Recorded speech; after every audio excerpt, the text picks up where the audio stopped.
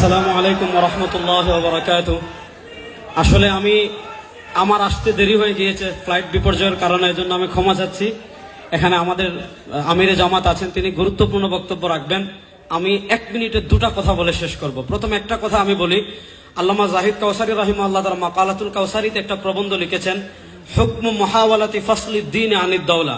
অর্থাৎ কামাল পাশার কথা বলেন, আহমদ কামাল আতাতুর্ক কামাল পাশার কথা বলেন, জামাল আব্দুল নাসেরের কথা বলেন, যারা সেকুলারিজমের দিকে ধাবিত হয়েছিল অথবা আরবি জাতীয়তাবাদের দিকে ধাবিত হয়েছিল, তারা তৎকালীন যুগে ইউরোপকে দেখেছে। ইউরোপ যখন ধর্ম থেকে রাষ্ট্রকে আলাদা করেছে, ইউরোপটা কিছুটা এগিয়ে গিয়েছে। এটার কারণে তারা প্রভাবিত হয়।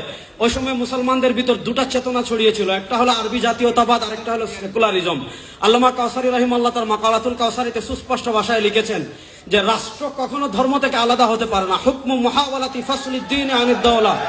রাষ্ট্র থেকে ধর্মকে আলাদা করা, এটা সেকুলারিজম চিন্তা।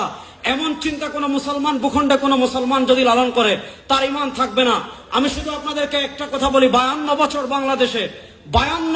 বাংলাদেশে যখনই রক্ত দেওয়ার প্রয়োজন হয়েছে, এদেশের ইসলামপন্থী মুসলমান রক্ত দিয়েছে, কিন্তু আমাদের মাথার উপর কাঁঠাল খেয়েছে আরেক জামাত। আমরা দেখেছি সব সময় আমরা রক্ত দেই, ক্ষমতায় যায় আরেক দল, কাঁঠাল খায় আরেক দল। আমরা পরিষ্কার ভাষায় বলি, 2024-এর জুলাই আগস্টে যে গণ অভ্যুত্থান হয়েছে, এই গণ অভ্যুত্থানে কোনো সহভাগী রক্ত দেয় নাই, এই গণ অভ্যুত্থানে কোনো রাম রক্ত দেয় নাই, এই গণ অভ্যুত্থানে কোনো বাম রক্ত দেয় নাই, এই অভ্যুত্থানে রক্ত দিয়েছে আবু সাইদ, মুগ্ধ, তাহমিদেরা।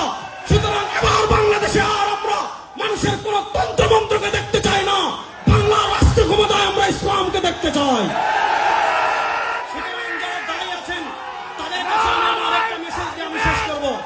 যারা দায়ী আছেন তাদের কাছে একটা মেসেজ দিয়ে আমি আমার বক্তব্য শেষ করছি। আমাদের ভিতর আকীদাগত ইখতিলাফ থাকতে পারে, আছে, কিয়ামত পর্যন্ত থাকবে। মাযহাবগত ইখতিলাফ আছে, থাকবে, কিন্তু বাংলাদেশের রাষ্ট্র ক্ষমতা ইসলাম যাক, এ ব্যাপারে আমাদের ভিতর কোনো ইখতিলাফ আছে? বলেন, এ ব্যাপারে আমাদের ভিতর কোনো ইখতিলাফ আছে? সুতরাং যারা দায়ী আছেন, আমি আমার ব্যক্তিগতভাবে এই জুলাই আগস্টের পরবর্তী যত জায়গায় আমি বয়ান করি, ইসলামী রাষ্ট্রের রূপরেখা কি হবে, ইসলামী রাষ্ট্র যদি ইমারতে ইসলামিয়া প্রতিষ্ঠা হয়, মানুষ কি কি অধিকার পাবে, বিধর্মীরা কি কি অধিকার পাবে, সুশাসন কিভাবে প্রতিষ্ঠা হবে, ইনসাফ কিভাবে প্রতিষ্ঠা হবে, এই বিষয়গুলো যদি আমরা সাধারণ মানুষের কাছে তুলে ধরতে পারি, সাধারণ মানুষ সেকুলারিজমের দিকে কেন ধাবিত হয়, সাধারণ মানুষ ডেমোক্রেসির দিকে কেন ধাবিত হয়, সাধারণ মানুষ কমিউনিজমের দিকে কেন ধাবিত হয়, ব্যর্থতা আমাদের, আমরা ইসলামের সৌন্দর্য এখনো তুলে ধরতে পারি নাই। আমি সবাইকে অনুরোধ করব, আগামী 1 বছর আমরা যে যেখানে কথা বলবো, ইসলামী রাষ্ট্রের রূপরেখা তুলে ধরবো। ইনশাআল্লাহ বাংলাদেশের সব মতবাদ দেখা আমাদের শেষ হয়েছে, এবার আমরা ইসলামের বাংলাদেশ দেখবো ইনশাআল্লাহ। আলহামদুলিল্লাহ।